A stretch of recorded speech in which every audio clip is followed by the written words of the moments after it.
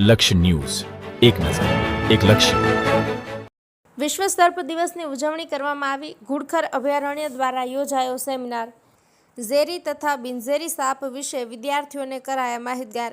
ધ્રાંગધ્રા બ્રહ્માનંદ વિદ્યાલય ખાતે યોજાયો seminar. ઘુડખર અભયારણ્યના range forest officer, વનપાલ તેમજ ફોરેસ્ટર સહિત રેસ્ક્યુ કરનાર રહ્યા ઉપસ્થિત. આજે વિશ્વ સર્પ દિવસ છે. ધ્રાંગધ્રા ઘુડખર અભયારણ્ય વન વિભાગ દ્વારા વિશ્વ સાપ દિવસ નિમિત્તે લોકોમાં જનજાગૃતિ આવે તે હેતુસર બ્રહ્માનંદ વિદ્યાલય ખાતે સાપ વિશે માર્ગદર્શન સેમિનાર યોજાયો હતો.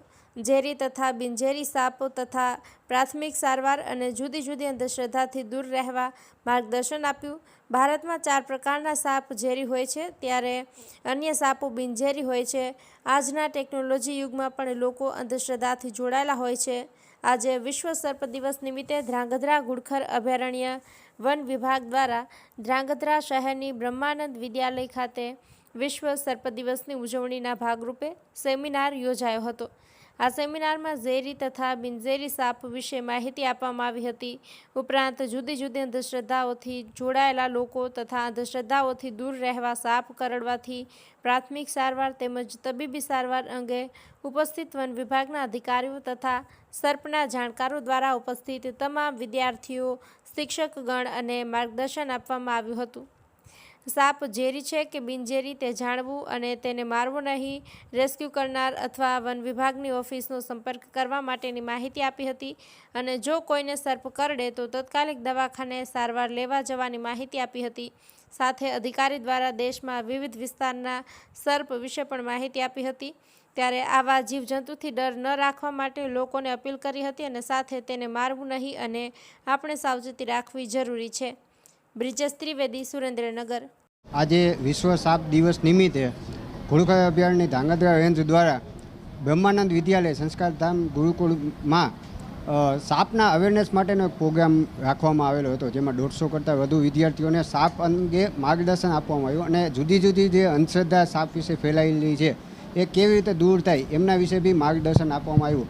અને જ્યારે બી કોઈ સાપ કરડે તો તાત્કાલિક શું સારવાર કરવી એમના વિશે પ્રાથમિક માહિતી આપવામાં આવેલી. મારું નામ કણજરિયા પાર્થ છે. હું બ્રહ્માનંદ વિદ્યાલયમાં અભ્યાસ કરું છું. આજે અમને સાપ વિશે માહિતી આપવા થોડા ઓફિસરો આવ્યા હતા, જેમના દ્વારા અમને કહેવામાં આવ્યું કે સાપને આપણે મારવો ન જોઈએ. આપણે સાપથી બચવું હોય તો આપણે તત્કાળ હોસ્પિટલે સેવા લેવી જોઈએ. અમુક સાપ ઝેરી હોય છે, અમુક સાપ બિનઝેરી હોય છે, તેના વિશે માહિતી આપી વગેરે વગેરે અમને સરસ મજાની વાતો કરી. અસ્તુ. જય હિન્દ, જય ભારત. મારું નામ હાર્દિકભાઈ ચાવડા છે. આજે સર્પ દિવસ છે. અભયારણ્યથી અધિકારીઓ આજે આવ્યા હતા, જેના માટે વધુમાં વધુ લોકોને સર્પ વિશે માહિતી પહોંચે.